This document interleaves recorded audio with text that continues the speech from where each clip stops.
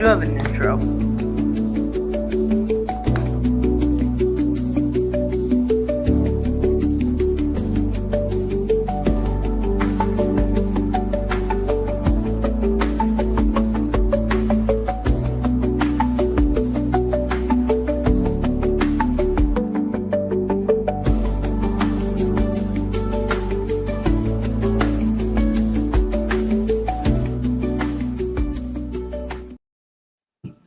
What is going on, everybody? Welcome back to the channel, or if you are new here, welcome.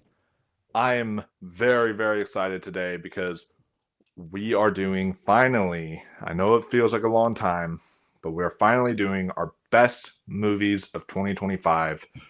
I know it's January 13th, but, the It's sooner... not that bad. We're But not that bad. not that bad, but the sooner, the better. That's why I was like, hey, I'm off, so how about tonight? We go do it. And I would have done it last night, but I was going to go see Primate for a very late show and didn't have time to film when I got home. But now Great movie. I really like Primate. I'm going to admit it. A lot of fun. Really A lot like of fun. that. So maybe once we do our halfway through the year ranking, maybe that'll be something to be brought up in contention. But or at least an honorable mention. At least an honorable mention, yeah. But whenever it comes to this ranking, this is our overall end cap for the year, what we thought of 2025, and the movies ranked from our 10 all the way to our 1, plus some honorable mentions in the back that we're going to be discussing tonight as kind of the highlights of the year. We are going to do the downsides of the year, probably this weekend, which is going to be our worst of the year list.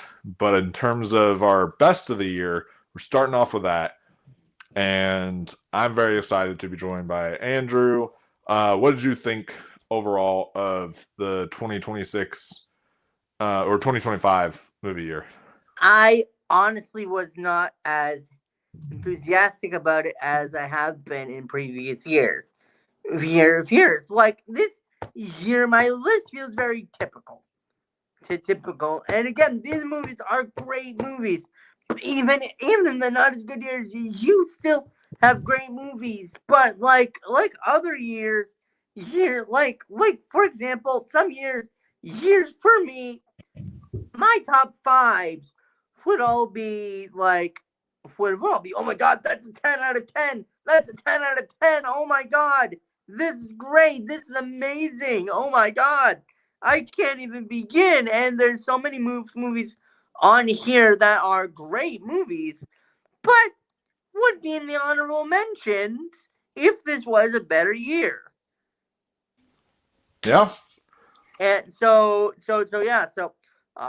I am excited to be moving into the year 2026 to see what exactly that year is gonna bring us. Yeah, no, I'm too, I've already started some 2026 watches and such, so I'm kind of looking forward to what that year will bring us. And overall, I kind of agree.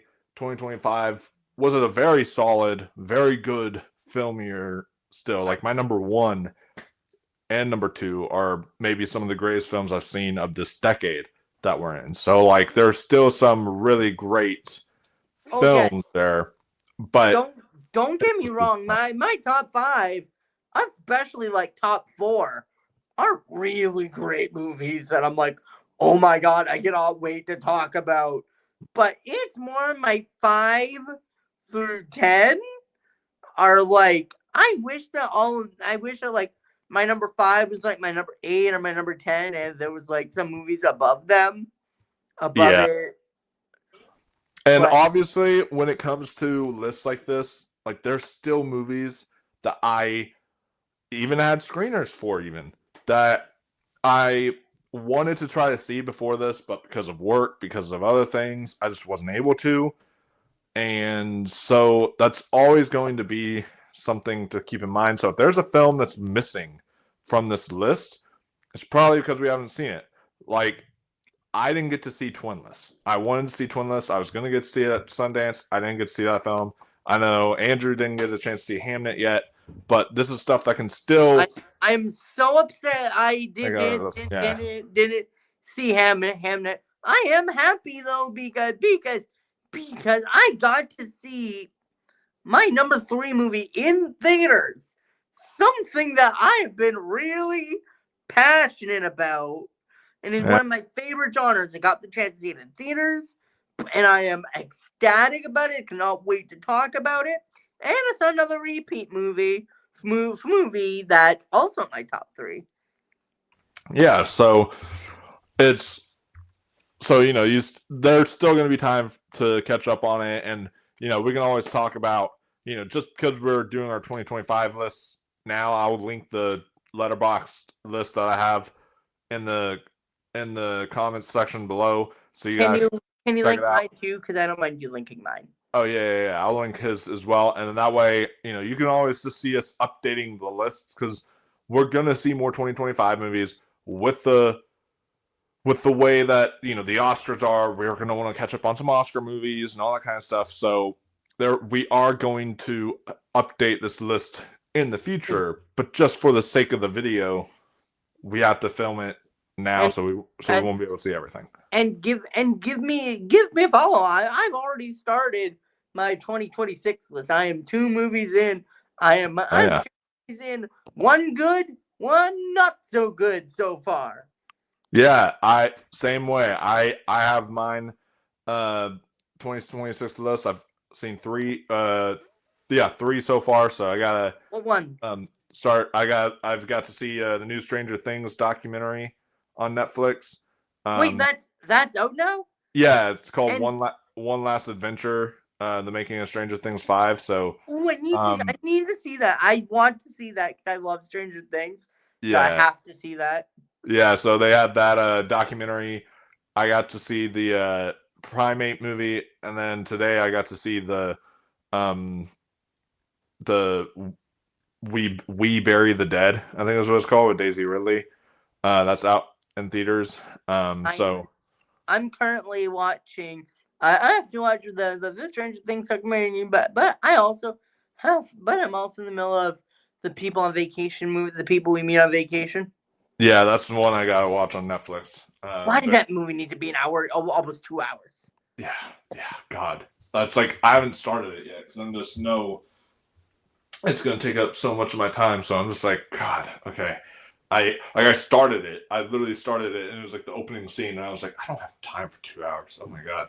I was like, this is insane. Like, it's a rom-com. Come on, people. I think When Harry Met Sally is even shorter than that. Come on, people.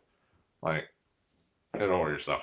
But with that said, we'll talk about those movies whenever that time comes. But we are talking about 2025 movies. So we're going to run down our honorable mentions first here. And I'll have you kick us off. What are your honorable mentions? Well, I have 10. So at number 20 is The Ballad of Wells Island. I've really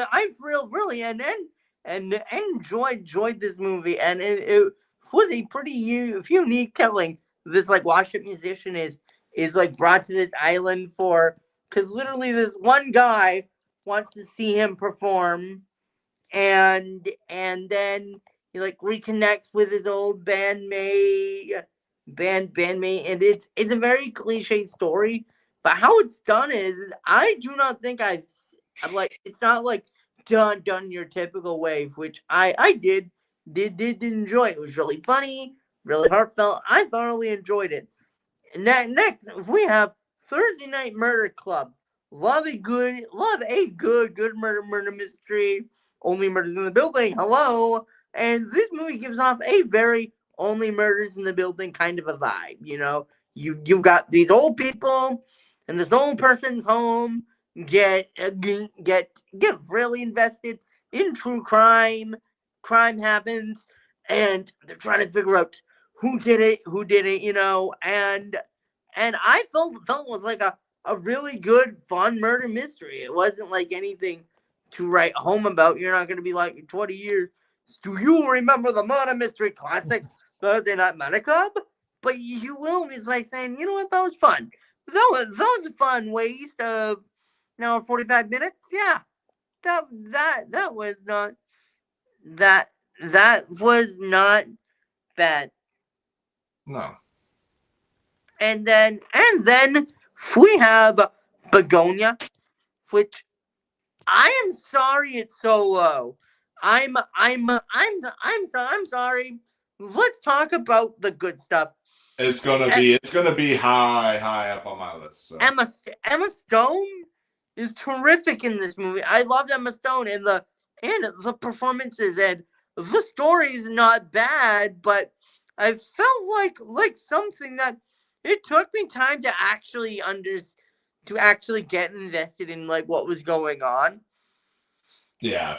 On like it has an incredibly slow start, and I am somebody that prefers getting the hook, right away, and like and it's like getting the okay, I am invested. I want to see where this is going.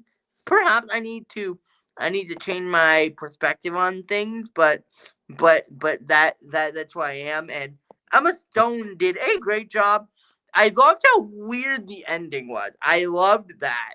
The endings went like so weird, and I'm like, I applaud it for going where it went. It did a good job at that. Not a bad movie. It's really not just not strong enough for that to make this. And then we have Bob Trevino likes it. Now this is a very balloons. A very good story about a what are those balloons? Oh yeah. What are those balloon things? Oh, I don't know what those are. They showed up on the stream last night too. I don't know. I asked people on the stream last night what it was. I have no idea. Okay. So Bob Trevino. They're celebrating your honorable mentions. That's what's happening right now. Yes. I guess they are. So Bob Trevino likes it. Is a story about a woman has a very messed up relationship with her father. With her father, the case of a lot of people, of a lot of people. So I know people that don't have a good relationship with their father, with their mother, or with family. And she meets this man named Bob Trevino, and they form a bond, and it's like, and it is showing the story of their bond and her coping with with how her father treats her and standing up to her father, and that it's a really good heartfelt story.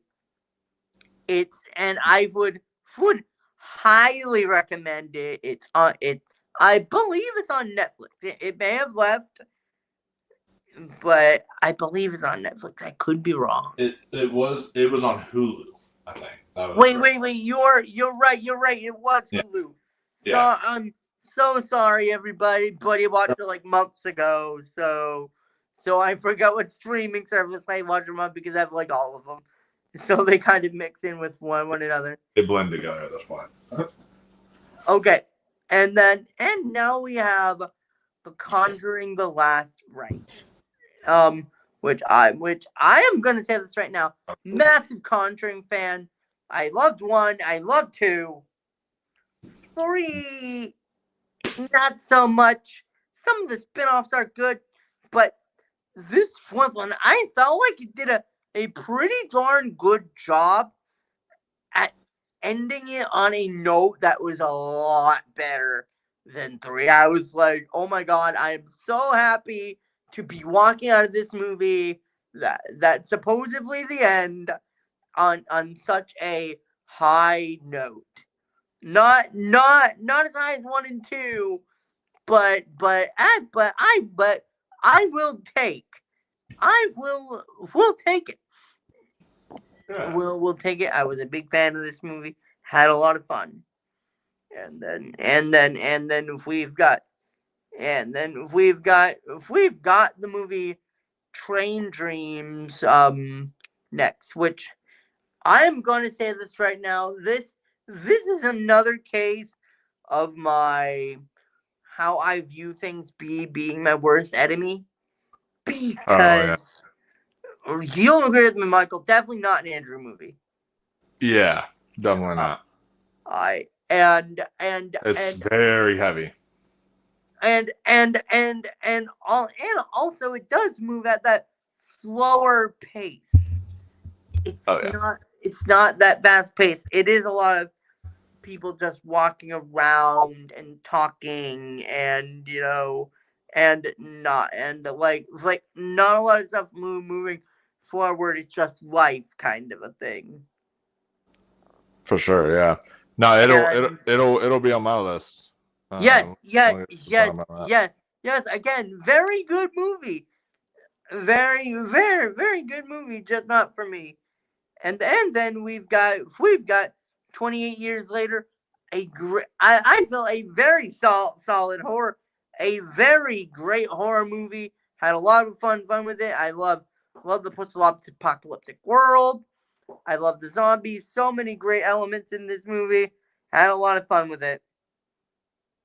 And then if we have the material list, now I am a rom-com lover. I love a good romance. And this movie really cliche, but it's a kind of a movie that it's aware of its cliches and it has fun with it. And I'm just sitting there like, this is what I want to see in a rom-com. This is I kind of like it when movies say, hey, if we know we're cheesy, if we know people have issues with this and this, but we're just going to embrace it. It brings a level of just all around camaraderie and fun. Oh yeah. And then we've got the movie Sinners. This is a story. This is a movie that just got better and better and better and better and better. I was sitting through the first half of this movie and I'm like, why is literally nothing scary happening? Why is nothing scary happening? And then when we get to the hour mark, I'm like, oh my god, I know why nothing scary was happening. It all made sense. It all made sense, and I liked it more and more and more and more and more. I need to rewatch this movie. It's so fucking good. And Mac, for those who haven't seen it yet. And the best scene in the whole movie is the Irish song. That's all I'm gonna say. Oh yeah. And number 10. I mean number 11. A movie that everybody who has seen me on this channel is going to be shocked. It's not in my top 10. Shocked. And I think Michael is a little bit surprised that this is not a little bit higher. K-pop Demon Hunters. Yeah, surprised. This movie is a blast. Like this is a movie that was incredibly low the first time I watched it, but when I rewatched it, I'm just like, what was I missing? This is just a movie that just makes you feel good. It's a feel good movie, and everybody loves a good feel good movie, so that's why it is number 11. For sure. No, that's a great list of honorable mentions. For me, my honorable mentions. So the one that almost made my list, it is literally like at number 11. Guys, I'm telling you, it was just an accident that it missed. Number 11 is it was just an accident. All right, because this is such an amazing movie. I watched this at the Virginia Film Festival, and the ending is if we were ranking endings of the year, this would easily be number one for the best ending I've seen this year. Like, the ending haunted me. And like, when I watched it at the festival, the whole audience literally, like, because the ending happens and then the credits have no music. It's just the sound. All I'll say is there's a sound that plays at that ending, and it's just that sound continuing on through the credits as the credits roll, and like everyone in their chairs just sat silent. And it wasn't until the screen went completely black that everyone clapped. They just were like, their jaws were on the floor. Like, they couldn't believe what they just witnessed. And then they like went and clapped afterwards and everything. So it was a very cathartic kind of ending, and such a personal story for Jafar Panahi about basically saying like a fuck you to the Iranian government. A very, very beautiful movie. Speaking, and it won the Palme d'Or at Cannes for a reason, and is probably going to get Best Picture at the Academy Awards for a very good reason. The next movie, speaking of a fuck you to a certain government, the next movie I have on my list is All That's Left of You. This is a film about a Palestinian family who is basically, their entire lives are evaded by Israel and that whole mess that happens. And I got to watch this as a screener, and this was something that just really broke me.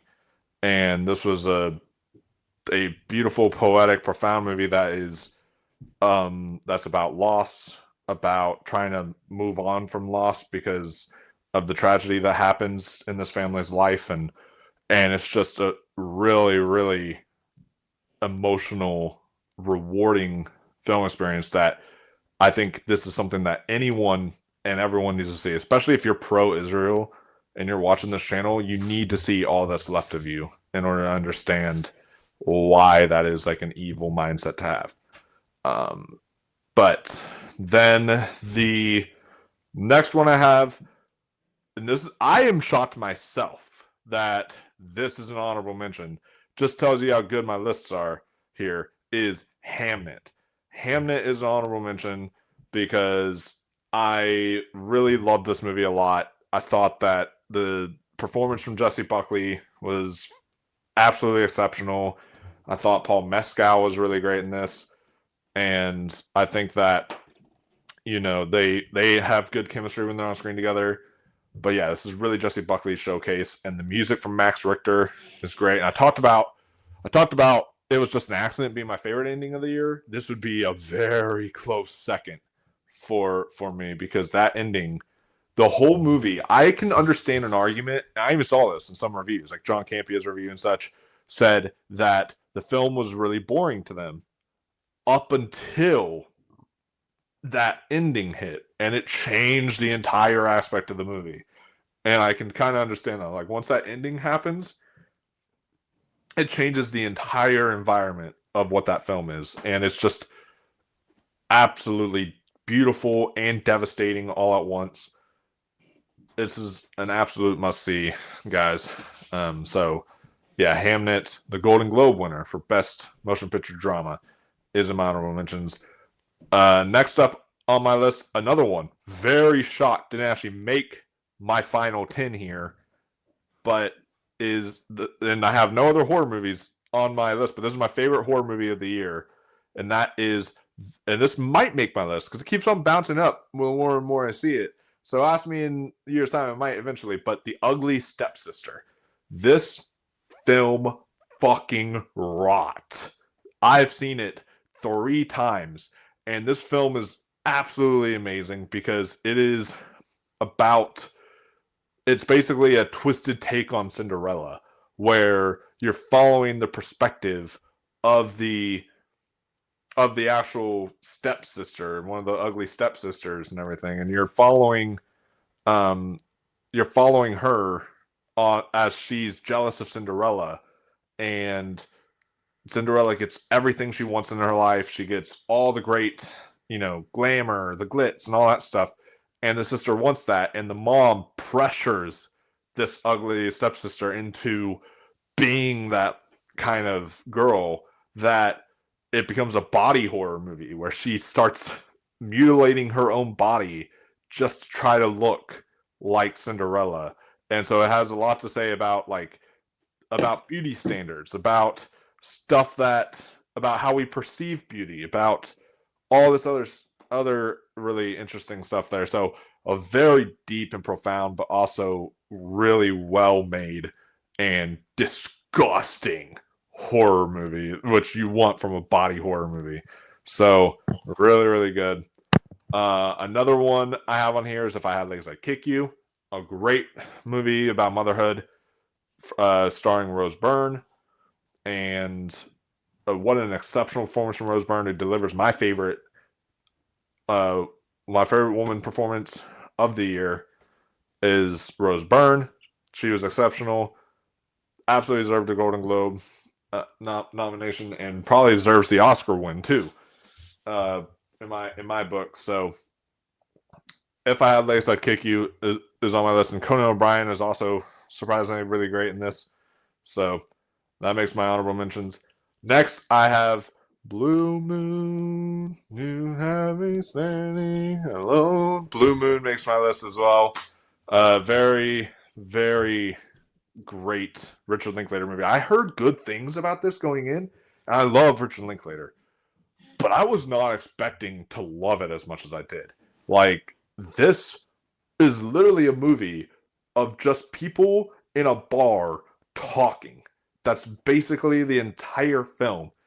But the script is just so well written that you are engaged the entire movie. Ethan Hawke's performance might be my favorite male performance of the year. I don't know. It's a toss-up between him and Wagner Moura. But I think that and Jesse Plemons, but I think that he's definitely up there as one of my favorites and definitely delivers the best performance of his career. I think that, he is just absolutely exceptional in this film. So is Andrew Scott, my boy Andrew Scott. He is excellent in this film, delivers an amazing performance. I think that the entire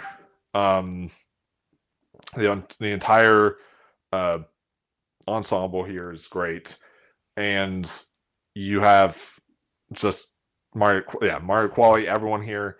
The direction is really fantastic. Overall, a very beautiful movie about a lonely person who just needed more of a connection in his life, I think, and it's a really, really great film. So, and I'm rooting for it to be in Best Picture. I think it could be the 10th slot. I'm rooting for it to be in there. My next honorable mention is a film called The Love That Remains. Now, this is a film from director Julia Palmason. Hope I pronounced your name right.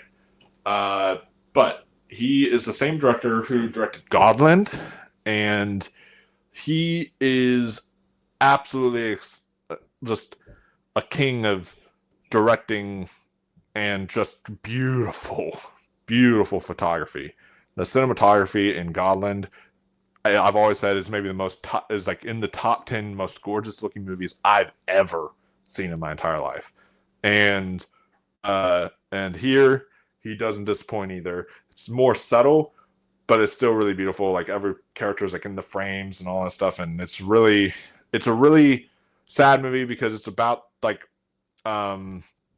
it's basically it says it tenderly captures the year in the life of a family as parents navigate their separation. Through both playful and heartfelt moments, the film portrays the bittersweet essence of faded love and shared memories amidst the changing seasons. So it's a kind of a slow burn movie that you see this kind of natural progression happen in these people's lives. Next, I have Bob Trevino Likes It, a beautiful movie that, I have daddy issues of my own. So this is a film that I myself don't really have a good relationship with my father, but I have great father figures in my life. And that really is that's really what helped me connect to this film, and what really made it such an emotional experience is I was thinking about all the father figures in my life who are like fathers to me that I was able to relate to and such when it comes to this movie. Next, I have The Secret Agent, which initially I didn't have actually that high. I thought it was a little overrated. Then I watched it again and absolutely loved it on the second watch. Like, this is, again, another Brazilian 1977 Brazil, like, government conspiracy thriller that is really excellent with an amazing performance from Wagner Moura, who just went and won the Golden Globe Award for best male performance in a drama.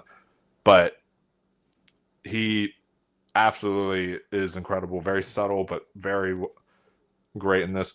And just because I do want an animated film on this list, the last film I'm going to mention is a film called Little Am I Lie, to quote Marlon Wayans at the Globe announced when he was announcing the Globes, or I'm actually going to call it by its proper name, which is Little Amelie, or the character of Rain, not Little Am I Lie, or the character Rain of Rain, or whatever that he said. I was just like, what the fuck? But Little Amelie, or the character of Rain, is a beautiful animated movie that is that's about kind of all the hardships of life told through the perspective of a little girl. So so this little girl has to understand what death is. She has to understand what life is. She has to understand what like someone who has to move away and you won't get to see them again is like, and what all this other stuff is like. And it's just trying to understand all and navigate through all the hardships. And I thought it was just a very tender and beautiful movie that I was glad I got to see in a theater on the big screen. So that's my list of honorable mentions. And there is one more that I'm not going to include in my 10. But I will say, if I did, it's going to be it would have made my list, is Nirvana, the band, the show, the movie. Now, the reason I'm not including this in my top 10 this year is because, yes, while I got to see it at the film festival, some of them I'm making exceptions for. Like, they have limited releases in December, and then they're releasing wide in January. But this one literally is not even getting its limited release until February. So I was like, I'm going to wait and then include this on our 2026 list whenever we talk about it. So that is one that I am going to leave out of this, but just know that it would be in my top 10, maybe even top 5, if I was going to include it in my 2025 ranking. But I'll talk about that more whenever we get 2026 ranking. So with that said, before we get to our list, let us take some comments here from EDM. It says 2016 remains the year I gave the least 4 out of 4 stars. Yeah, 2016 was not a great film year. I think my favorite of that year was Sing Street, but it was like a very kind of more mixed year. Then I even forget what movies came out in that year. Yeah, my honorable mentions: Superman, Sinners, Lurker, Sentimental Value, and The Naked Gun. Nice. Lurker is a good one. That's a good one. Sinners almost made it on my list as well. That would be an honorable mention for me. Sentimental Value is on my list. I'll get to that eventually here, but yeah, that's great. And then just a group in a bar talking. Dude, do I have a TV show for you? Might leave you in Cheers. I see what you did there. That's funny. And then it says re-release eligible Kill Bill, The Whole Bloody Affair. I'm not going to count re-releases because those are still technically movies from a different year. So yeah. Even though The Whole Bloody Affair, like, it's slightly different because it's like it never actually got to have a release in that format, I'm still not going to include it for the sake of this list. But what is, with that said, we can move on now. What is your number 10? Well, I like sci-fi, I like comedy, and I talk politics. So the movie Mickey 17 was definitely one that definitely spoke to me. It felt like I love the way that the story was told. It feels very unique, and I had a lot of fun with it. Robert Pattinson did a great job playing two characters. It knows what to take itself seriously and have fun, and I like how over the top it was, but also how realistic it was, especially with the portrayal of Mark Ruffalo. Like like the more the world goes the way it is, the more I'm like, you know what? Maybe Mark Ruffalo's performance was not that over the top, you know?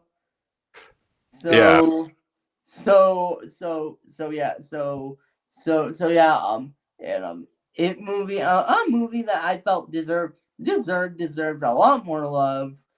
It deserved a lot more love. I'm not gonna say it's like Oscar worthy or anything. No, but but but was just a really good time at the theaters, and it was like the first movie of the year that I left saying, "Oh my god, I am in love with this movie." yeah, So yeah, it's like if you know those movies like for if you go see it and it's the first time of the year like, oh my god, that was amazing. Like I loved this. So I have a really soft spot in my heart for that movie. Highly recommend everybody watch it. I got it on Fandango. It was that good. yeah. This was actually what's interesting is this was your number one halfway through the year. So kind of interesting. I retraced back to our halfway through the year video for this, and none of my halfway through the year lists made it on my overall top 10, but this was I think the only one from your halfway through the year list that made it onto your top 10 at the end of the year. So Simply because I said the first half of the 2016 was not as good.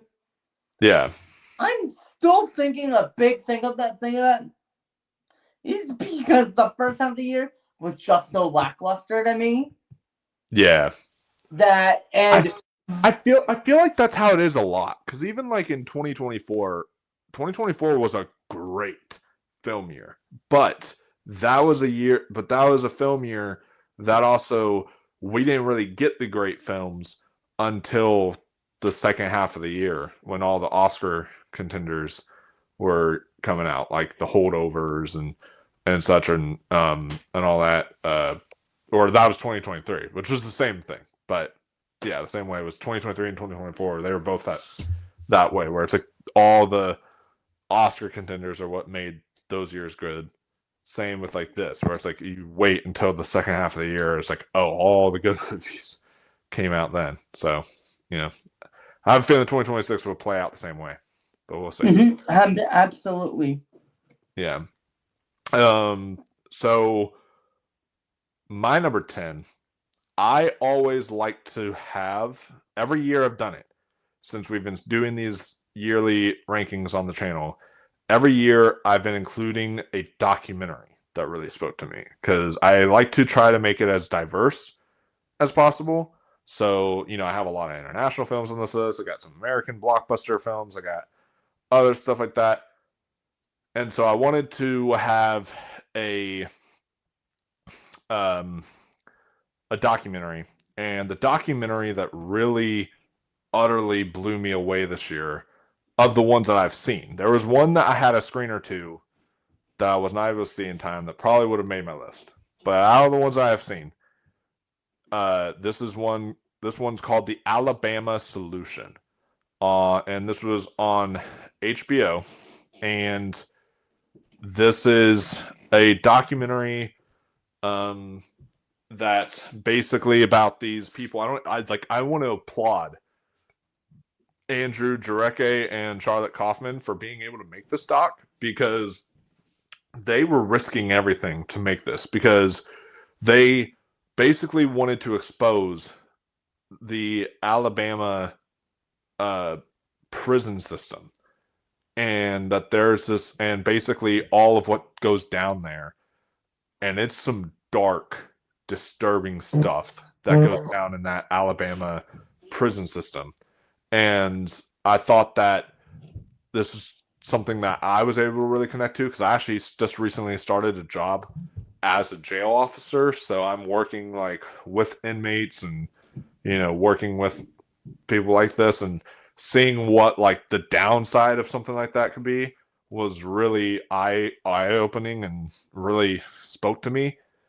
And I felt so much for the families that had to endure their own children being tortured and killed for just simply like filming something, or just simply doing stuff that was out of policy for the prison and everything. And it's really, really messed up. And I think that everyone needs to see this doc if they want to make a change in our prison systems, and if they want to make a change in our society justice system as well, because we cannot let shit like this stand. We cannot let a prison system feel like they get to just torture a bunch of their inmates for basically just because they want to. They said they like literally in this doc, they said they beat a guy until he was unrecognizable, and then I think he just like ended up just stealing some food from the cafeteria or something like that. And so they went and beat him until his face was completely unrecognizable. And then it was just like they tried to say that he went and attacked the officer, and that's why they went and beat him like that. And so like they even are lying about it, and that this whole documentary is trying to expose all of that, all the lies, all the awful stuff they did to these people. So yeah, the Alabama Solution, one I hope gets a Best Documentary Feature nomination at the Academy Awards. It's streaming on HBO Max. If you guys haven't seen it, I highly suggest it. Just know it's a very heavy doc and it's a very heavy subject matter, but one that is very important to see. So that's my number 10. What is your number 9? My number 9 is a movie that a lot of people did not see. I saw it. A Big, Bold, Beautiful Journey, starring Margot Robbie and Colin Farrell, I believe it is. And it is basically a road trip movie about these people going through their pasts and like kind of like getting to see things again and relive moments and do things over again, of which is a really good concept for a movie. If you have the chance to be a fly on the wall, change things about your life, because everybody has those moments in life. I should have went right when I should have taken a left, etc. And it's also a really sweet romance, but it's got those really sweet moments, like when Margot Robbie's character is talking with her mother again, and things like that. Little moments like that are great. Even visual, even though there are a few visual moments, I've really enjoyed. And ladies and gentlemen, this movie has a fucking musical number in it. So that's probably the reason why you loved it as much as you did. It was my favorite part of the movie, but there was plenty of other stuff, and just it felt cliche, but it also felt weird in a way. Just like how they did certain things, and the idea of the story felt very people say it feels cliche. To me, it felt quite unique in certain ways. Oh yeah. So again, I've really enjoyed it. I can totally understand your reasonings why, but you're definitely in the minority, and hey, that's what's great about subjectivity of film is, you know, everyone has their different perspectives, different views on films, and you know, I didn't get a chance to see it, but from what I heard, I wasn't excited to see it because of all the negative reviews I heard on it, but I'll check it out eventually at some point. I have recommended. You'll have fun. All right. Well, my number 9 is a movie that you will not have fun, and that movie is called Sarat. Now, this is to me maybe the best theater experience that I got to have all year long. I'm not going to give away a damn fucking thing about this movie because this is a movie you want to go in blind. I didn't get to see a single trailer. I didn't get to see anything. I went into this movie completely blind, and it knocked my socks off. The only thing I knew is that it won the third place prize at the Cannes Film Festival, and that's all I knew. So it won the jury prize. That was it. The jury prize, Cannes Film Festival, and so that's all I knew. And I heard people say it was like really, really crazy.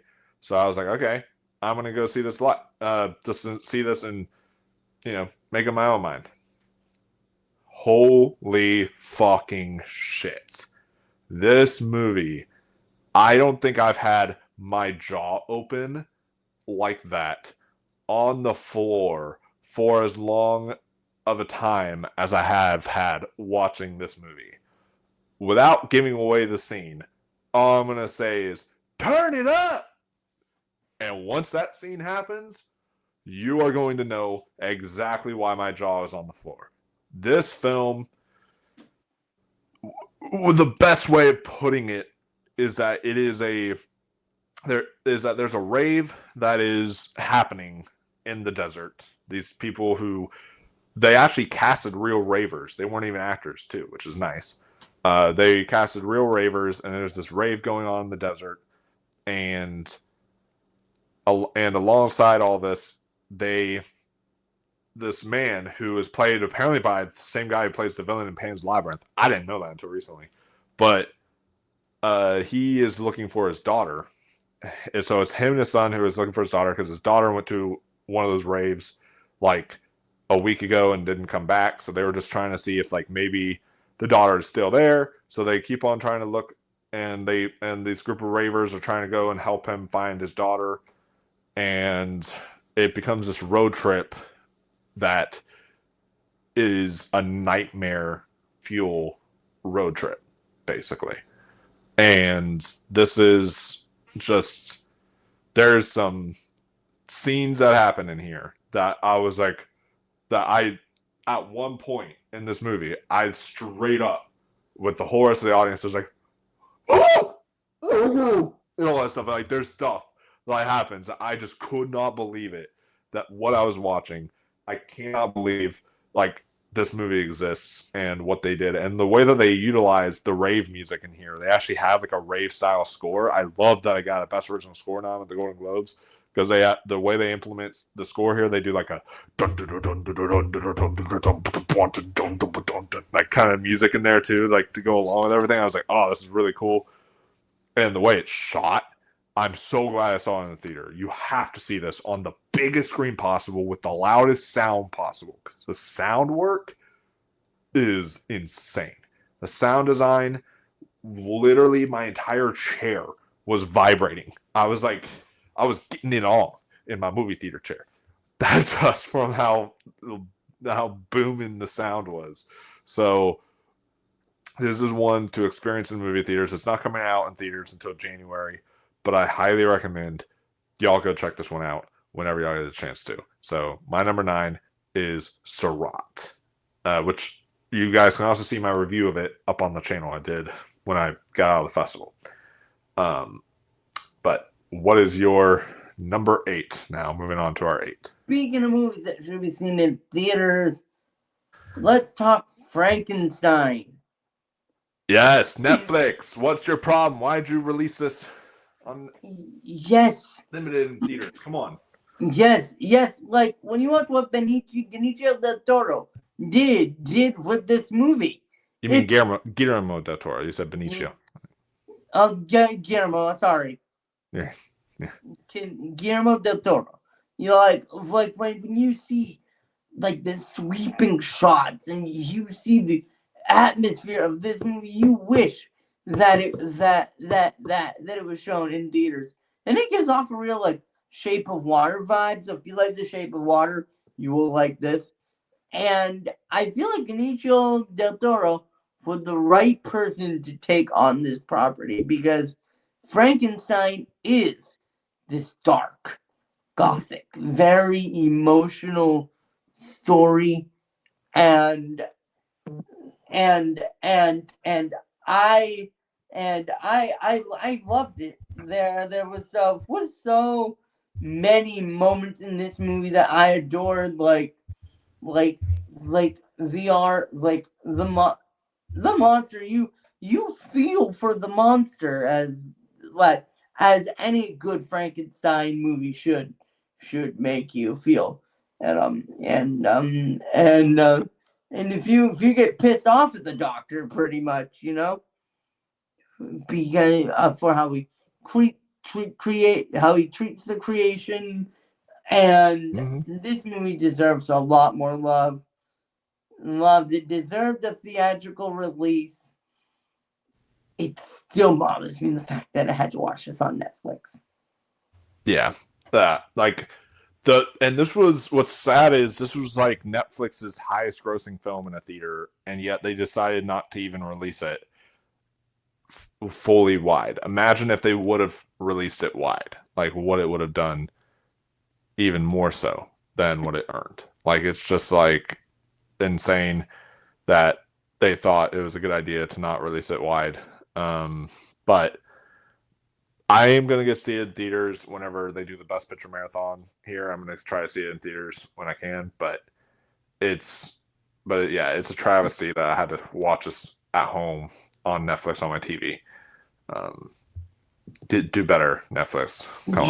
Just that opening scene on the frozen lake alone. Oh my god.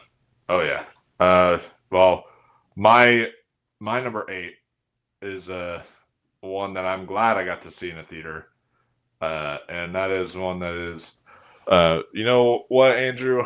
I would like us to remain forever young. I wanna be forever young, because I'm singing that song because it is Marty Supreme. That is my number 8. I'm sure, is that a punt or no? It's my number 5, so it's up to you. Yeah, that's a punt. All right, we'll talk about that whenever we get to your 5. I'll talk about it once we get to my number 8. It has to be 2 spots or higher. So we'll talk about that here in just a second. So moving on to your number 7. Okay. I am somebody that loves animation, and it's one of my favorite genres, and there was a movie coming out this year that I was interested in, but I wasn't looking that much forward to it. And then the reviews started coming out, and I started going, whoa, this is actually pretty good. And then right before Christmas, I said, you know what? I'm gonna go see this with my friend. See what all the buzz is about. I'm gonna tell you guys, I'm so happy Zootopia 2 came out the way it did. Like for me, this is not one that I'm going to, that I know it's not a lot of people's lists, but I know this is a very me movie. But god damn it, doesn't hit me in the heartstrings. I am so happy this movie is financially doing well. It's even doing better than Moana 2, which is shocking, but it deserves to be doing better. Like, honestly, it deserves the more money because this movie is what is so good. So good. And I do want to bring up one thing, Michael. Yeah.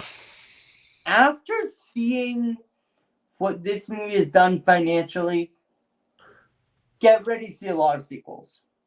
Oh, yeah. I mean, we already have a TV show out, but you can expect there to be TV shows more. You can expect there to be sequels. You can expect there to be a ton of stuff. So. And yeah. not Spin-offs. only Zootopia. I mean Disney in general. They're gonna lean harder into the sequels now. Now that Moana 2 is in the $1 billion club, and Zootopia 2 is in the $1 billion club. And Lilo and Stitch is a remake, so they're probably still going to focus on remakes as well, because that's in the $1 billion club. So it's less like, you know. So no matter how many people bitch and moan about original movies, original, people are still going to go see these sequels and remakes. Yeah. And they're making money. The same people who are complaining are the same people who are paying to go see them. So, yeah. You know, yes. At least I'm not complaining. Yeah. And especially if they keep on making them this good, I'll be okay with it. Yeah. Yeah. So, my number 7, talk about a movie that should have been seen in a movie theater. Fuck you, Netflix, again, for not releasing in a movie theater. And that is Train Dreams. Train Dreams I have on my list at number 7. That it is the most gorgeous cinematography. Okay, second most gorgeous cinematography I've seen. My number 1 is the most beautiful. But this is the second most beautiful movie I've seen this year. And I just think it's a very beautiful Terrence Malick kind of tribute that feels very much like a Terrence Malick film. I love the narration that is going on in this film. I think the way that they navigate through this man's life is really great. Yeah, it's a very quiet movie. It just moves at a kind of a slow pace, but it's very beautiful, very profound. I think the actual score here is exceptional. I think the original song Train Dreams from the movie is really great. This is a very emotional, hard-hitting film about loss, about grief, about the process that goes in within it, and kind of like the process in which it takes to heal from it and all that. It's just a really, really really amazing movie that just moved me to tears. And one that I am eager to see again but watch in a theater whenever they do the Best Picture marathons, because I think it's getting in now. I got the PGA nom.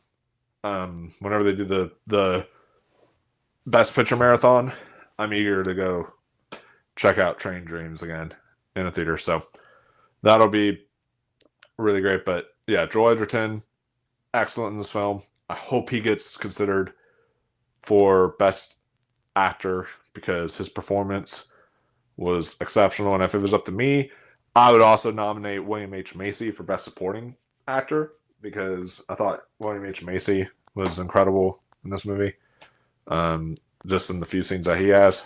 So, yeah, if y'all have not seen Train Dreams, check it out on Netflix now. It's a very, very exceptional film.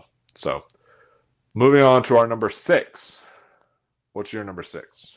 We're going to talk about, look up in the sky. It's a bird. It's a plane. No, it's a good movie made by DC. Yes. Yes. I'm talking about Superman. To me, my favorite superhero movie of the year. Yes, I live and bleed Marvel and bleed Marvel, but I have to give a win. When a win for DC is a win, I give it the win because I loved Superman. It was so much fun. It was such a good summer blockbuster, and to me, this is one of my favorite Superman movies since the original, like, Richard Donner and Christopher Reeve Superman movies. I preferred this over Man of Steel. I know a lot of people disagree, but I like that hopeful, cheerful Superman like style, and I feel like this movie did really well, walk the balance of giving us a vibe, but not making it cheesy. Really fun movie. Lex Luthor, a great villain. They did a good job bringing in a whole bunch of characters that we know we're going to be seeing more of. Mm-hmm. More of my opinion, even in Supergirl. Yep.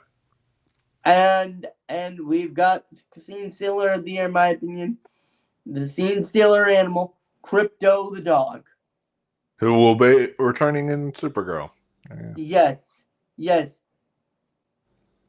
So, we got to see Supergirl even show up in this movie, which is nice. So Superman is number 6. Nice. My number 6 is one that you mentioned in your honorable mentions, and that is Begonia, directed by Yorgos Lanthimos, the man behind Poor Things and The Favorite. This one goes kind of more in the direction of his Killing of a Sacred Deer or The Lobster, or stuff like that, where it still has the weirdisms from him, but it also is like very dark and what it's portraying and what it's talking about. And this film, basically, if you don't know what Begonia is about, it's streaming on Peacock now. You guys can check it out if you have the Peacock ad tier. And Begonia, basically, it's about these 2 conspiracy-obsessed young men who kidnap a high-powered CEO for this major pharmaceutical company, and they're convinced that she is an alien intent on destroying planet Earth. So this is a very wacky, kind of weird movie that had an amazing amount of social commentary on not only pharmaceutical industry and how it is destroying us, but how humanity themselves are just killing themselves. That's what it shows there by the ending, is that, like, humanity, it literally says, like, the song that they play is a very happy-go-lucky song, but it's like saying, but it's a song talking about, like, why have we basically killed ourselves? And where have they all gone? Where have they all gone? Is basically what it's saying.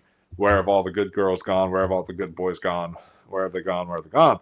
Kind of deals. And it's like, well, yeah, it's conveying that we're doing nothing to progress change in this world, and it's going to kill us because of that. And it's really, really bleak, but a really true and honest look at that. And the performances here, Emma Stone, I mean, water's wet, but she's exceptional. She's one of my favorite. She's one of my favorite actresses now in Hollywood, and maybe even of all time. She is up there for me. She is becoming the next Meryl Streep. She's going to be nominated for this film. She was nominated for The Favorite. She won for Poor Things. She won for La La Land. She is becoming the next Meryl Streep, where she's just like, she's in the movie, she's guaranteed a nomination. And Jesse Plemons is, in my opinion, nomination worthy, because I think he delivers the career best performance I have ever seen out of Jesse Plemons. You feel for him. It's heartbreaking, but it's also a performance that's very complex because he's also kind of psychotic at times and has all these different tendencies about him that makes his character very interesting. The score here from Jerskin Fendrix is maybe, if Seurat's score didn't come out this year, this would be my favorite score of the year. The score here is very operatic and it elevates every single scene and almost heightens the experience of you watching it. And I thought the brother too, or I think it's his cousin. There's a cousin in this. Is also really great, and it's played by an actual actor with a disability. So I thought that was really great representation there. And yeah, this movie has stuck with me since I've seen it. I watched it again the moment it hit Peacock, and I fell in love with it more. It was like at the bottom of my list, and then moved up to number 6, rewatching it again, because I just really was blown away by the overall themes of Begonia. And Yorgos said in the interview not too long ago, he said he might be stepping away from directing, not forever, just for a little bit, because, you know, he's been giving us one film after another, after another, after another. He gave us like Poor Things, then he gave us Kinds of Kindness, and then he's now giving us Begonia, and he says, I kind of need a break. These are a lot of films in just a short amount of time.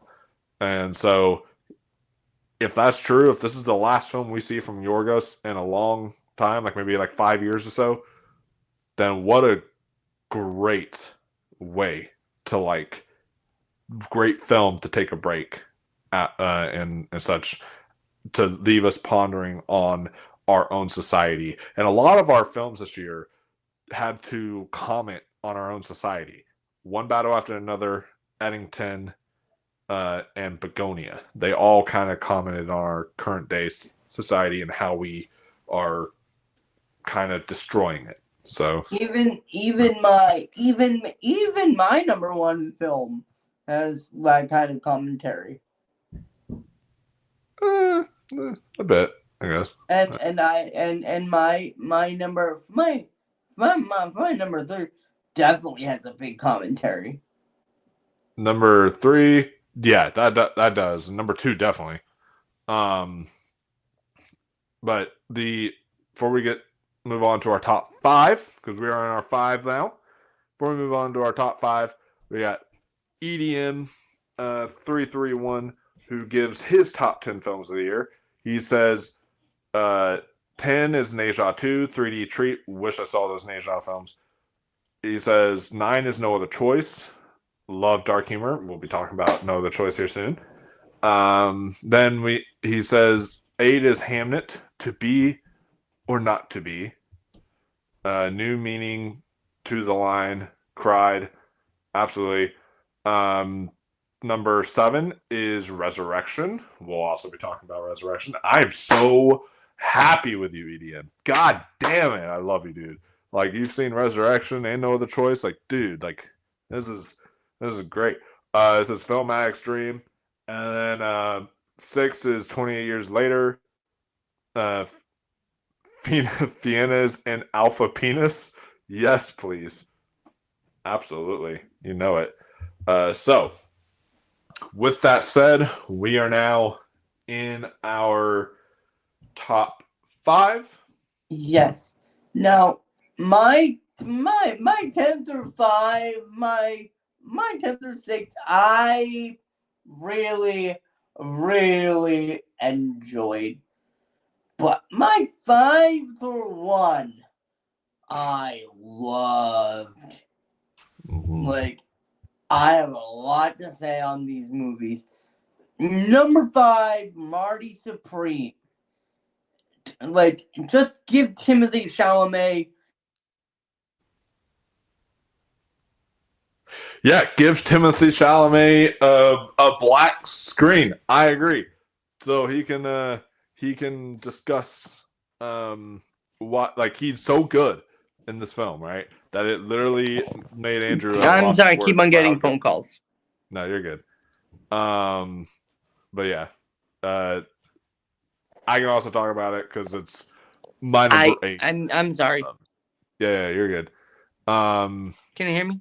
Yeah, I can hear you. You good? Okay. He's while he's setting it all back up again, he yeah. This movie, Mari Supreme, is at my number 8. I think this was a phenomenal film. Really showcased a wonderful performance from Timothy Chalamet, and he right now it's over. The race is done. He won the Golden Globe. He was, if anyone was going to beat him, it was going to be at the Globes, but now that's not going to happen. He's going to win everything, and he deserves to win everything. I think he's very good in the film. He absolutely blew me away. Odessa Zion blew me away as well. I've been a fan of hers for quite some time. So I Love LA this year. Until Dawn, she was not so great in, but she has really shown herself with this movie to be something truly special, and I think that she is a great actress. I think she delivers an amazing performance. She got the Actor Award nomination. I hope it goes towards a Oscar nomination. I would love that. You get a wonderful performance from Gwyneth Paltrow in here. The whole cast here is absolutely exceptional, including why can't I think of the guy's name? The other guy, I think who played as who played like his friend or something like that. It was Kevin O'Leary. That was it. Yeah, Kevin O'Leary was excellent in here. Everyone just did an excellent job, and the direction from Josh Safdie. Goddamn, what an actual performance from him. So yeah, Marty Supreme was absolutely a phenomenal film. So okay. So that is one that made my list at number 8, and I know it's at your number 5, but I had a chance to talk about it as well. So yes, and something else that I loved about this movie is this movie did not go the traditional route. It's not a ping pong movie. Not a ping pong movie at all. No. Like typically in these movies, raising the money would have been done in like 20 minutes. Oh yeah. But that's the main plot of the movie. Yeah. Him getting the money is the main, and Timothy Chalamet plays a character who you love to hate, you know? Mm-hmm. Like he does so many things and you're like, what a dick. But you're still like, you know what? I still want you to play in that tournament. I still want you to win, you know? Yeah, like you're still rooting for him. And I think that's a great challenge for a movie to do, to make you really not like a character, but still have you root for him. Yes. And this movie managed to crack the code of how to do that, and it ended on the most soothing sound of the year. What's that? Oh yeah, as this was. I love to change the world, but I don't know what to do. All that stuff, and it's a great song that it plays there. And I love the ending too, because a lot of people I think are missing the point. I've seen some people who they do adore this film like us, and I've seen some people criticize the film for just saying for how unlikable he is and all that. And I'm like, I think y'all missed the progressive journey the film takes, because yes, he is unlikable, but he humbles himself by the end. And by the end of the film, in that final shot, that is kind of like a, hey, y'all don't get to see it on screen, but there's redemption for this person. And he gets to kind of live a normal life after this. So that's what I got from it. I thought it was a really beautiful kind of ending for that character. He just needed to humble himself, and he did. So that is our number 5. Moving on to, or that's your number 5. Moving on to my number 5 is one that I have a vendetta against your number 1 movie, Andrew, which I'm not going to, I'll give it away, but through a song. I have a vendetta against your movie. I was sitting at the theater that I went to, sitting down and enjoying this film, and this film with sentimental value. And this was a very quiet natured, kind of, somber kind of tale here. And there was an emotional father-daughter talk here happening in the film. And them just looking at each other and giving you those like glances and such. And then all of a sudden, during it, you hear as loud as possible in the theater next to me, "No good deed goes unpunished." And I was like, what the fuck? I'm like, can they not turn down the other speaker in the other theater? Like, what the fuck? Or at least not put the loud movie right next door to the quiet movie. Yeah, I'm just like, at least like do it differently. Like, oh my god, set it up differently. But yeah, this is, so that kind of made this experience not as good as of a theater experience, but the movie sentimental value is absolutely stunning. I love Joachim Trier, the director of this film. He went on to do The Worst Person in the World, which was my favorite film of 2021. And then he's now done this film, which, I don't know if it'll top my number 1, but it can be it. But as I see sentimental value more and more, it can go up there for me, because this is definitely a film that has stuck with me since I've seen it.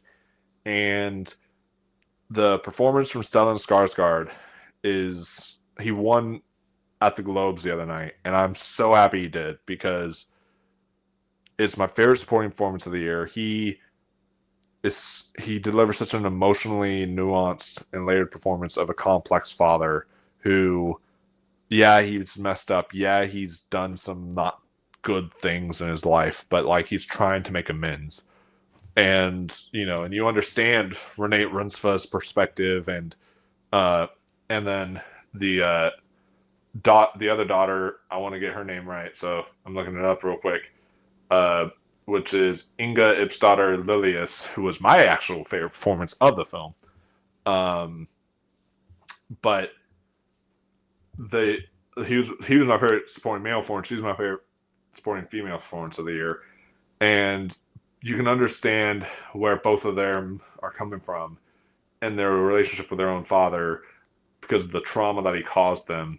And it shows just sort of like what it's like to have a father working in the industry, what it's like to have family working in the film industry, because it says it's about sisters Nora and Agnes who reunite with their estranged father, named Gustav, a once renowned director who offers stage actress Nora a role in what he hopes will be his comeback film. When Nora turns it down, she soon discovers that he has given her part to an eager Hollywood star played by Elle Fanning. And Elle Fanning's really good in this, and the whole rest of the cast is, but this just feels so natural and real, and every conversation of dialogue feels like something someone's actually saying to each other. It's maybe my favorite script of the year.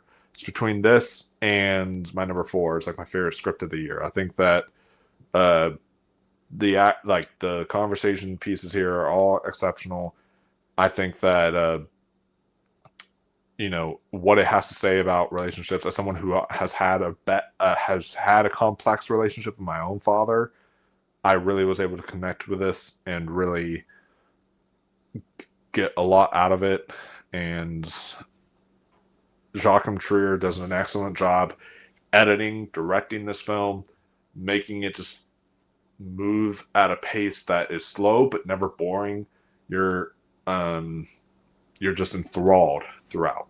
And so sentimental value truly is a sentimental piece of cinematic filmmaking, and one I'm grateful we have in 2025. And I'm grateful it's getting all this awards accolades because it absolutely deserves it. Um, so yeah, that is my number five. Moving on to our number four now. What's your number four?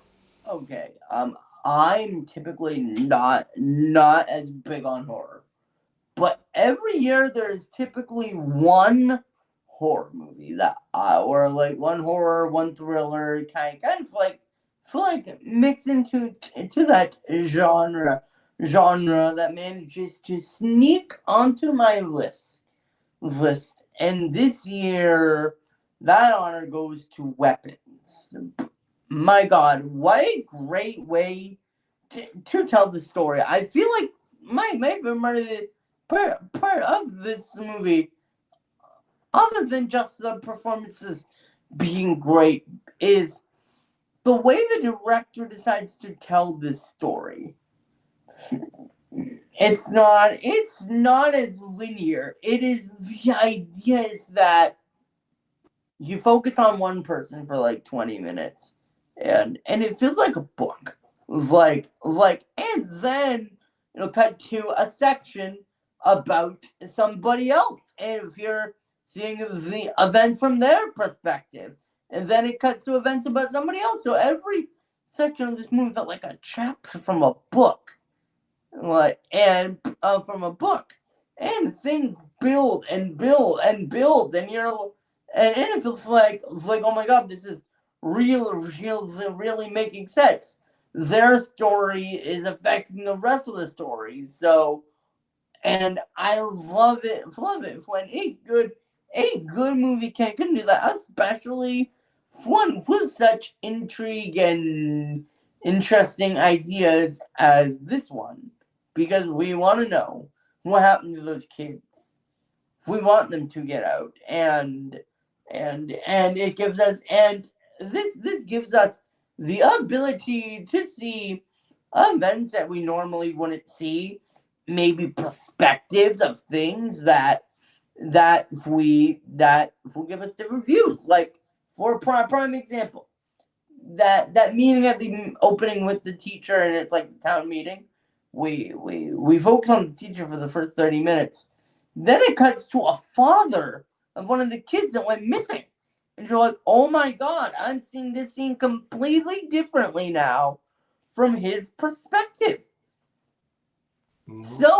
So who knew a little gimmick like that could really push this movie from being like a solid 7.5 or 8 to a 10. Yeah, yeah. It is a really great movie. And it's my second favorite horror movie of the year, but it's one that I think was even better than Barbarian, and probably one of my favorite theater experiences I had of the year as well. He even says favorite favorite audience theater experience as well. EDM does. Yeah, I had such a great time. A great time of watching this movie. Unlike other movies on this, you're having a good time, but as you're watching it, you're like, this is genuinely a good film. Oh yeah. So my my number four. I'm gonna get very personal right now. All right. So my number four is Sorry Baby. This is directed by Eva Victor and is from A24.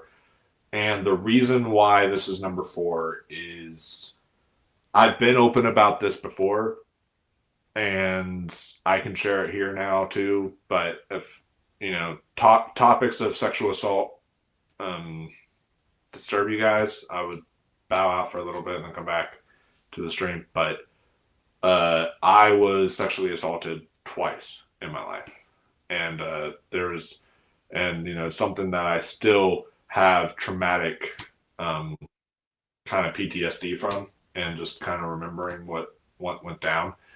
And I thought that the way that Eva Victor told this story was in such an honest and real like portrayal, and something that was so relatable, that I myself, by the end of the movie, I found myself completely bawling my eyes out through the entire credits, because I felt seen. I felt, through all of what I experienced, that, there was someone there to experience something like that, and I knew I wasn't alone in it. And it was a very um, cathartic and healing movie for me, because you see throughout this film that after this tragic, awful thing happens to her, that she turns to friends and people who are, close in her life to kind of be the support she needs to process her trauma.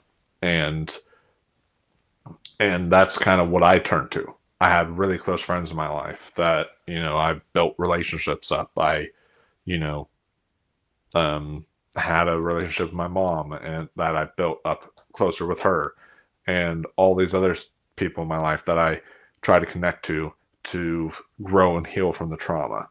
And I was able to connect with this film on such a visceral level because of that.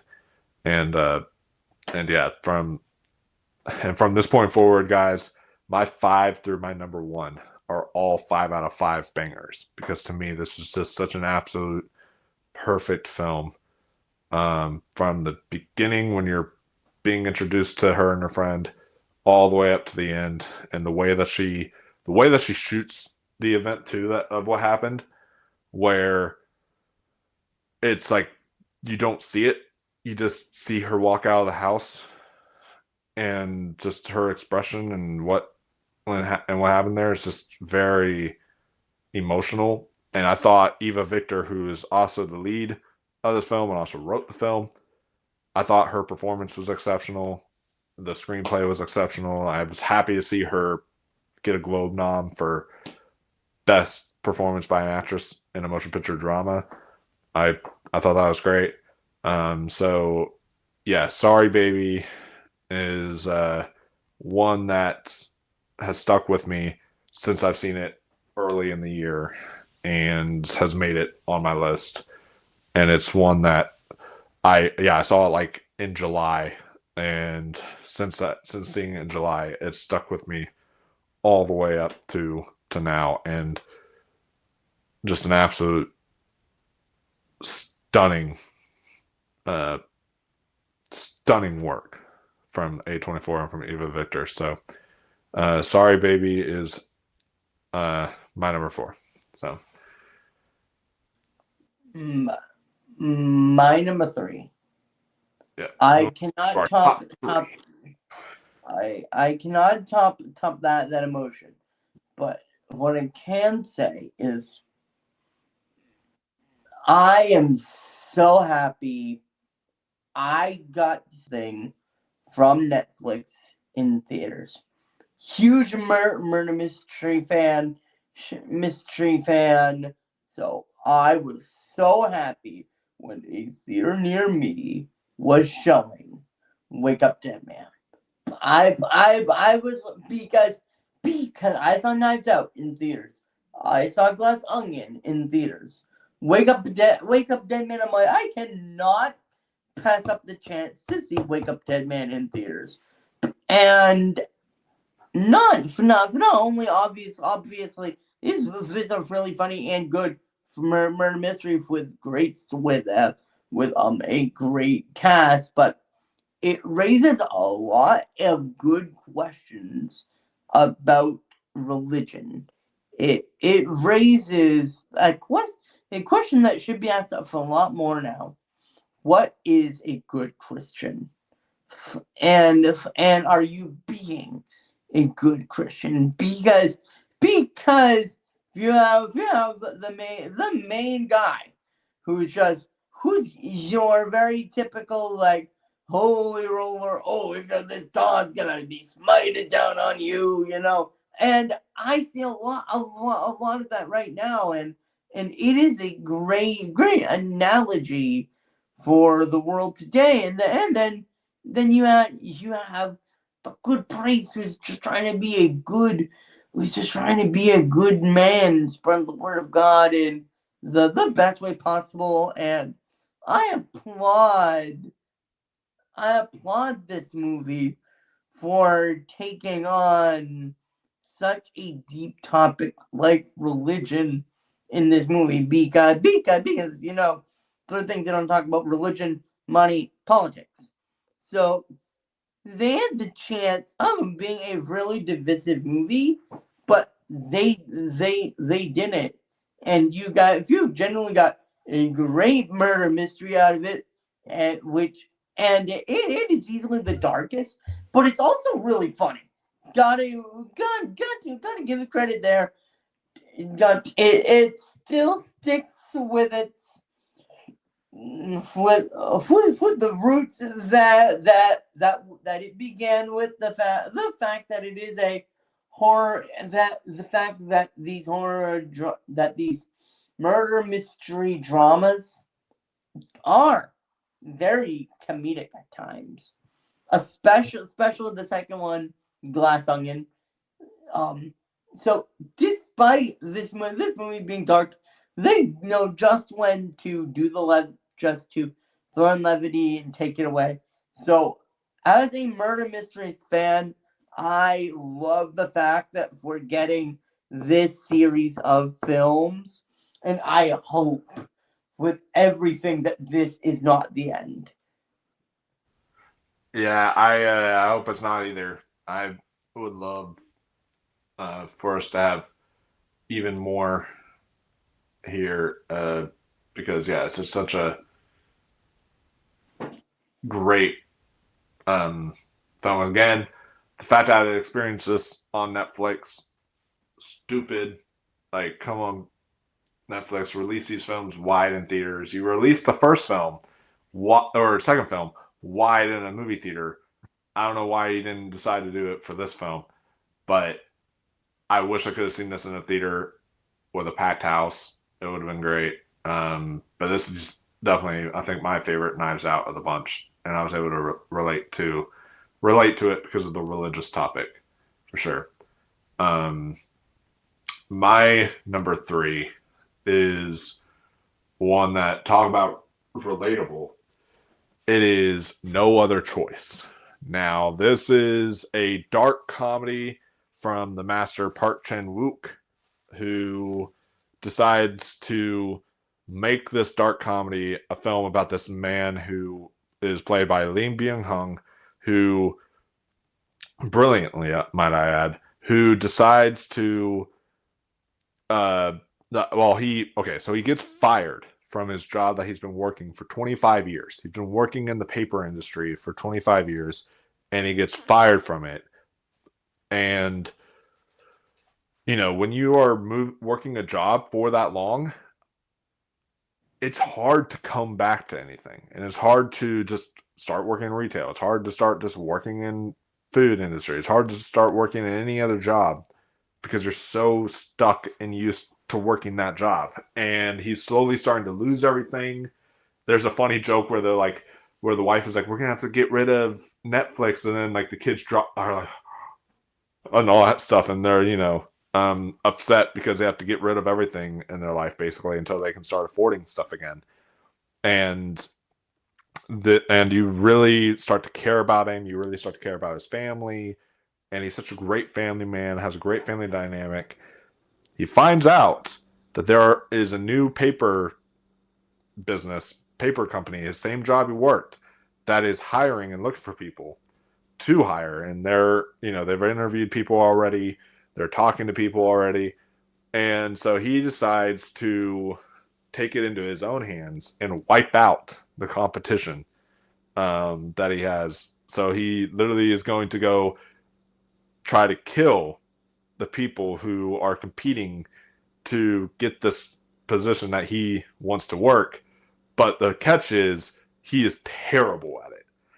So he is very bad at trying to kill people to get them to, I love the idea of this movie. So he can try to get the shot. And what I really love that they showcase here is that they not only humanize the person who is doing this, so you really connect with him, and you're like, no, I don't want him to get caught, but what are you doing? But at the same time, they humanize all the victims, so they find a way to make you care that you're like, no, don't kill him. He's such a actually okay guy. Like, he's decent. What are you doing? And it's such that complex kind of idea that Park Chan-wook throws at us. And I think it's such a relatable topic because at the end of the day, capitalism does kind of turn us all into killers. We all would want to become killers due to capitalism and how it kind of can ruin us and make us go completely psychotic and do things we wish we didn't do. And the actual filmmaking of this film is otherworldly. Some of the shots, the way the cinematography is, like, there's a shot where like he's drinking like beer or something, and you see it lift up from the glass, and then it's like you see the beer as it goes down his mouth, and it's like, it's really interesting. Like the cinematography, the way it's shot, the way it's edited, it's just so fast paced, and yeah, it is exceptional. And I agree, Lee Byung-hun, for No Other Choice, deserved the Globe over Leo and Timmy. Brilliant layered performance. The scene with the first dude and wife, wow, that scene with the wife had me dying laughing. This movie is hysterical. This movie will leave your jaw on the floor. You will be completely blown away by this and being able to relate to this movie as well. It's just an exceptional movie through and through. So I have no other choice but to say that this is a masterpiece. So, and no other choice but to put it in my top 3 of the year. So if you've not seen No Other Choice, make sure you check it out when it hits theaters this January. If it's not already in theaters, it's going to be coming out soon. So be sure to check it out whenever you can. Exceptional piece of filmmaking from a master filmmaker. I hope gets his due at the Oscars finally. Come on. All right. That is my number 3. Moving on to number 2. And you and I, we might as well both say it because you and I both have the exact same number 2. Michael, ready? Can I ask you a question? Yeah. What time is it? It is 11:10. No, what time is it? 8:15. What time is it? The hands on the clock. Oh. Don't. I don't know what's. I'll tell you what the fucking time is. The phone call did it. One battle after another. We're only asking what time it is. Yeah. And then, Yes. yeah. So they were asking what time it is, and then Benicio del Toro says 8:15, and that was a great joke. So yeah, our number 2 together, we can say it, is One battle after another. There we go. This is such a good movie. Like I was so impressed with how good this movie was. Oh yeah. No, I was too. I thought this movie was great. I thought the commentary was great, and how it shows these people who are like blowing up ice raids, who are, doing all this stuff as a means of showing us, yeah, this stuff is, like you're saying like, okay, good, these people are getting sort of, justice, but then at the same time, it gives you a complex, immature narrative of Leo's older now. He has a kid. He's trying to be a father, and he looks back at things. He's like, what our idea of what we stood for is right, but we could have had our actions be way better. And it's kind of interesting, kind of complex look there that violence is never going to get you anywhere. And I think that that is something that is really interesting to discuss in a film like this. And yes. That combined with great performances and great cinematography and great sound design and a great script. yeah, a few small beers. I love that. It's so quotable. Such a great script from the master PTA. He knocks it out of the park again with one of his best films he's ever done, with one battle after another. And this, and all the performances here are great. We've all talked about Sean Penn, who plays an amazing villain in this film. Loved him in this movie. Oh, he's so good. So good. And then we also had Leonardo DiCaprio, who, always great, does another great performance in this. My favorite performance was actually Chase Infinity, just because we have not really seen her really outside of TV. She did Presumed Innocent, but outside of that show, we've never really seen her acting chops and her acting ability. And I thought she knocked it out of the park. Because, we already know Sean Penn, amazing actor. We already know Leonardo DiCaprio, amazing actor. But Chase Infinity, we didn't really know much about her, and she absolutely blew me away. Benicio del Toro is great. Tiana Taylor is excellent in this film. Deserved her Globe win as well. I just think that this was a film that is 2 hours and 45 minutes and flies by. Does not feel like 2 hours and 45 minutes at all, in the slightest. This is like a film that feels like maybe 2 hours tops. It's like, it just has such a great adrenaline. The action sequences are great. The car chase that they do is excellent. Yes. That's just the way it's shot, looking like it's a car driving. It's like, it's so well done. And who would have ever thought we would have lived in a world where Paul Thomas Anderson directs an action movie? That's like something I never thought would ever happen. The director of There Will Be Blood and Boogie Nights and Magnolia and all that stuff, directing an action movie. Who would have known? But yeah, it's honorary Oscar for Best Road. Yes, there you go. I agree. But yeah, just hilarious, emotional. It has everything you want in a movie. This feels like classic filmmaking. Like when you hear people say, "Oh, you know what? They don't make them like that anymore." That's what I relate One Battle After Another to. I totally agree. Totally get it. Oh yeah, absolutely exceptional. But before I get to my number one, I'm gonna take the rest of EDM's list here. He says Weapons is his number 5 favorite audience theater experience. That's also up there as my favorite audience theater experience. It's that and Seurat were like my two theater experiences that were like absolutely exceptional.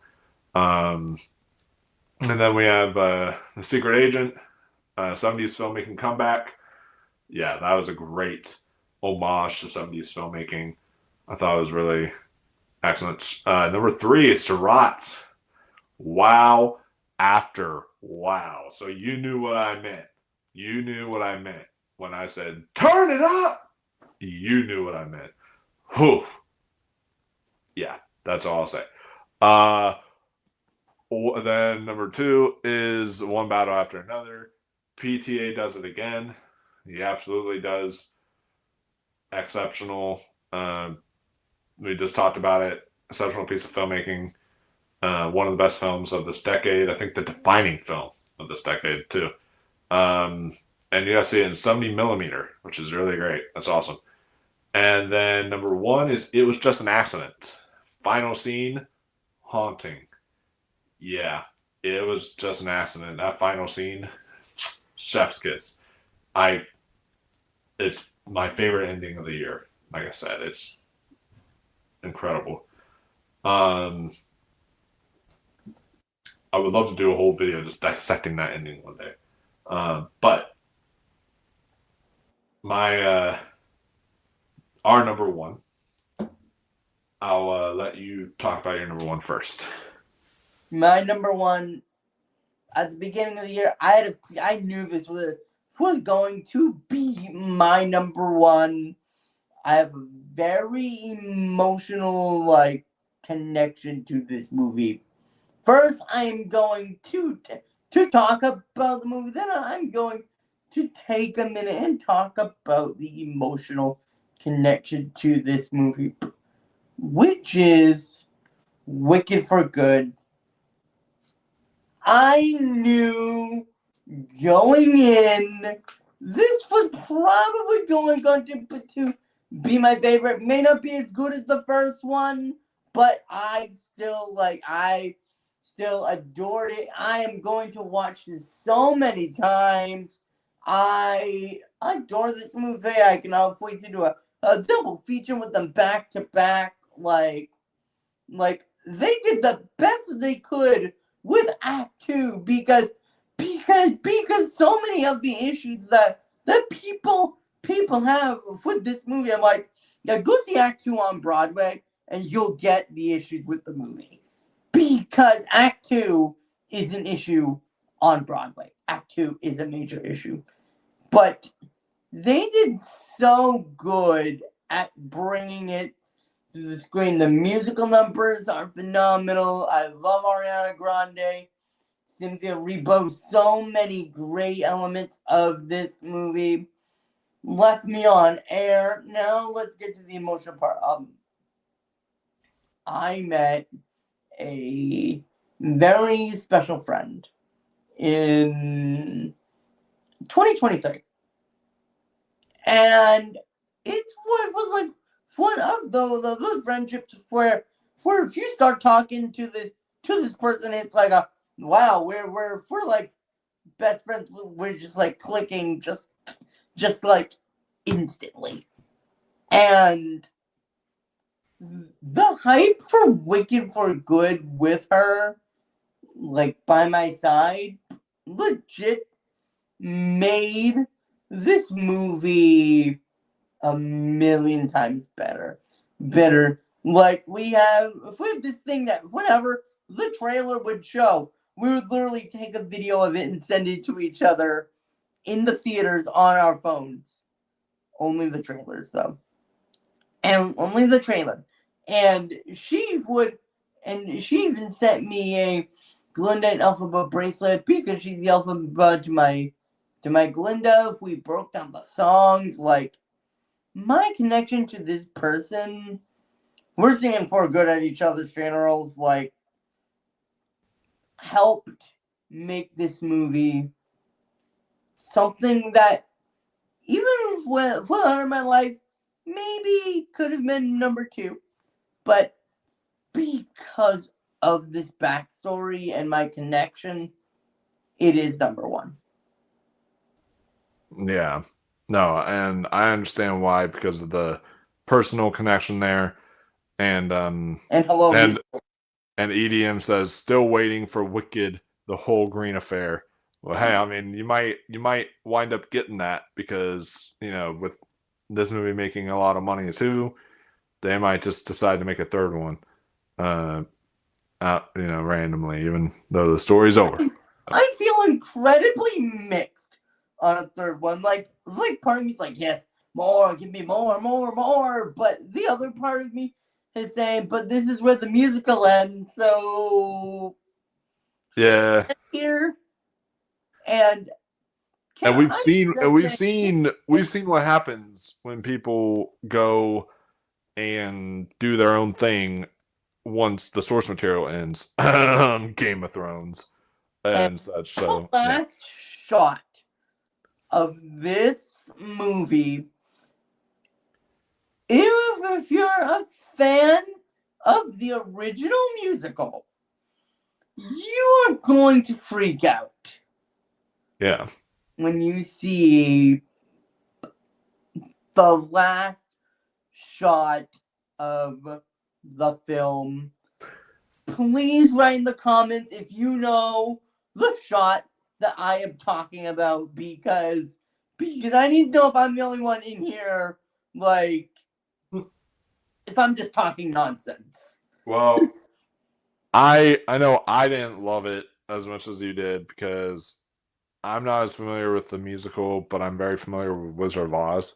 So I didn't really like, some of the directions they took, some of the characters and such. And I can fully respect that. I can fully see that. I'm like, I fully get how somebody that isn't as connected to the musical but love the Wizard of Oz, the original, can look at this and feel a little bit like I have some issues. I get that. Yeah. So, but I'm glad you loved it. My number one is a movie I did not expect to be my number one. I was fully riding into the Virginia Film Festival with having seen one battle after another, saying I'm driving here. There is no absolute way that any film at this film festival will top one battle after another for me. That was until I saw a film from Be Gone, Resurrection. Holy fucking shit. Any cinephile who calls themselves a cinephile needs to see Resurrection. This film blew me away, and I just was left speechless by the end of it. Basically, what the synopsis is here that it says on Letterboxd, it says, in a future where humanity has surrendered its ability to dream in exchange for immortality, an outcast finds illusion, nightmarish visions, and beauty in an intoxicating world of its own making. And basically, in other words, what that's trying to say is these people who have lost the ability to dream, they find a way to kind of live out their dreams through visions, and these visions are pieces of filmmaking and basically film reel. So basically what it is it's going through, in 2 hours and 45 minutes, it goes through an entire a synopsis for Resurrection doesn't exist. It's an impossible film to explain. But basically it goes through an entire century of film in just 2 hours and 45 minutes. So you start off with the silent era of film, and it's shot very much in the silent era style, the words that pop up and all this type of stuff.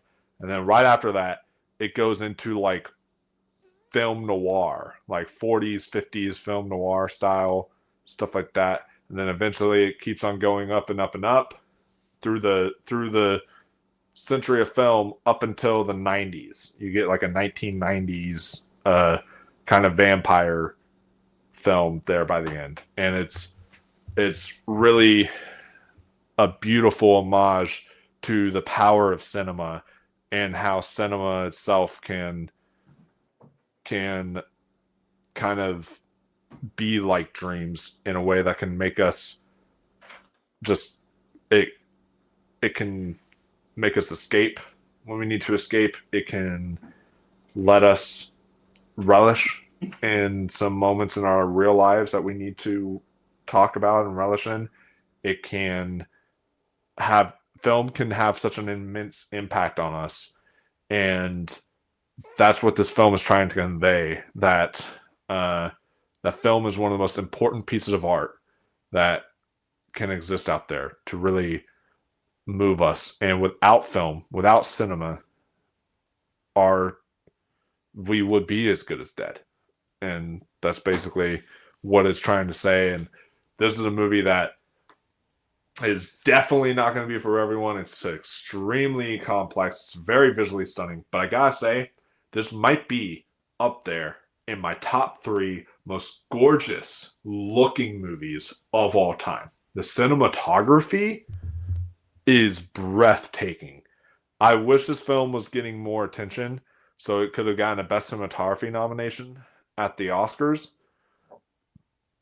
But damn, what a masterful directing feat this was. The fact he pulled this off in 2 hours and 45 minutes and doesn't feel like 2 hours and 45 minutes is incredible. I need to see some more work from Be Gone. He's done other films. I need to watch his other films ASAP because this was absolutely incredible. And yeah, it is a better vampire film than Sinners. I agree technically because that's the last half of the film is a vampire film, and it's so beautiful. And so it's 20 minutes into Resurrection, gave up on reason and chose to simply experience it. Still think the dude is getting more #1 votes for best director that we'll never know. That's true. I mean, I think he deserves to be in for best director. But unfortunately, it's just like such a small film. I think that they're going to lean other international voters as opposed to Be Gone. But if Be Gone was to get in on January 22nd, I think I might literally die live on camera from an actual heart attack. I think if that actually was to happen. So I don't know if y'all would want to see me dead, but that might happen because yeah, I absolutely adored this film, and I agree. It's like a film that if I watch it more, I've only seen it the one time at the film festival. If I watch it more, then maybe I'll actually be able to fully understand it because it's a film that I don't fully understand, but I don't need to fully understand. This is a film that you just simply experience it, and then you're just starstruck by it. So that's kind of how I view Resurrection, and that is going to be our lists, guys, for the best films of 2025. So rounding it off again, what is your top 10? Mickey, number 10, Mickey 1017. Number 9, A Big Bold Beautiful Journey. Number 8, Frankenstein. Number 7, Zootopia 2. Number 6, Superman. Number 5, Marty Supreme. Number 4, Weapons. Number 3, Wake Up Dead Man. Number 2, One Battle After Another. And number 1, because of this film, I Have Been Changed for Good, Wicked for Good. Excellent list. My number 10 was The Alabama Solution. My number 9 is Surratt. My number 8 is Marty Supreme. My number 7 is Train Dreams. My number 6 is Begonia. My number 5 is Sentimental Value. My number 4 is Sorry Baby. My number 3 is No Other Choice. My number 2 is One Battle After Another. And my number 1 film of the year is another film that I have been changed for good after seeing it, and that is Resurrection. So, yeah, still a great year for films. Yeah, the 2025 Mulholland Drive, I would think so. Definitely very much in that vein. Hopefully 2026 is even better, honestly. Yeah, I'm hoping 2026, fingers crossed, that 2026 is even better. We had some great films here in 2025. I got to experience a lot of these great films at like film festivals and such. And, you know, we still got the whole second half of the year. We got Sundance coming up here soon. Then we got the whole second half of the year as well. So a lot of films I'm going to be watching now that we're done with this. I'm going to just be delving heavily into 2026 films. I'm already at 4. Now we're going to be I'm going to be seeing more now because I'm including the one that I watched at the film festival as a 2026 film that I didn't include on this list. As of next Monday, I'll probably be at 5 next week. I'll probably be at 5 next week for 2026. Yeah, I'm excited. So We'll definitely report back here to talk about 2026 movies in June when we do our halfway through the year ranking. But also, we're not done with 2025 just because we're moving on to 2026. We still got We still got stuff like our worst of 2025 to talk about. And we still got, our hidden gems episode like we did last time of films that went completely under the radar, no one talked about, but stuff that we want to talk about that weren't on our top 10, but we still want to discuss here and talk about. And then we have our biggest surprises, because that was one big thing about 2025. It was the year of surprises. Films we thought was going to suck that wound up being actually pretty good. Can I suggest something? What? Maybe surprises and hidden gems can be kind of like in one video kind of a thing. Yeah, surprises and hidden gems. That would be good. Because surprises are kind of hidden gems. That's true. Yeah. Like that fucking comedy. I forget the name of it. That comedy. One of them days. January. One of them days. Yeah. That Yeah. awful. And then we saw the movie and we're like, oh my god, this is so much better than we thought that it was gonna be. I know. And it's just like this year with Primate already. How Primate looked awful from the trailers. And then the director, it didn't help either, because the director has done some really bad films. And it wound up being completely surprising, just a complete blast. So let's see if there's more surprises like that to come in 2026. But yeah, guys, other than that, awards roundtable will be kicking off heavily this weekend. Oh, okay. You threw up that's what's happening. So my camera has voice emojis on. So just threw up a thumb up and emoji came up. The other dude said balloons earlier and balloons shown. Okay. So that's what's happening is, I guess they're not showing up now after saying balloons, but I guess that's what is making them all pop up on our stream. But yeah, we still got a lot of stuff there. We got awards roundtable gonna be kicking off heavily because of all the Oscar nominations happening. The Oscar nominations kick off on January 22nd. January 21st will be our final Oscar predictions video, where we will be giving you guys our good as gold, every single category, final predictions, and then January 22nd will be the actual reaction to the Oscar nominations. And then we'll do a video discussing the Oscar nominations, but we're also going to be discussing, sort of like the BAFTA long lists and what we can predict there at the BAFTAs and other stuff like that.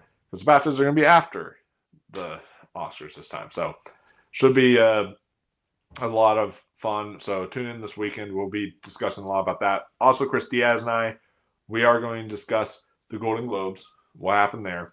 And we are going to discuss, the SAG noms and all that stuff. But we're also going to not only talk about how it will affect the Oscars, but also, since he's a TV guy and a massive TV fanatic, we're also going to discuss about how it might affect the Emmys and what we can expect from the Emmys going forward and such because of some of those. So should be a fun few episodes there. So stay tuned for that and much, much more. If you like this, if you like what you see here, make sure you hit that thumbs up and like this video. Make sure you subscribe, share, ring that notification bell so you don't miss a single video. Until then, we'll see you in the next one. Stay classy, my friends, and keep on watching those movies.